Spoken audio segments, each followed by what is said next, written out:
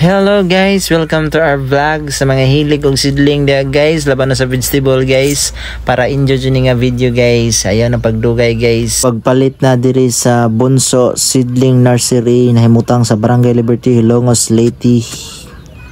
Unya with free delivery po ni guys. Basta mo avail mo sa minimum order guys na 15 to 20 ka seedling tree guys. Sa katong dili kaya ang minimum order guys, okay ra gyapon guys, kaya pwede naman ninyo pick up pon dito sa Barangay Liberty guys, dito sa Seedling Nursery mismo guys, sa akong father guys, na mao na siya guys dito guys.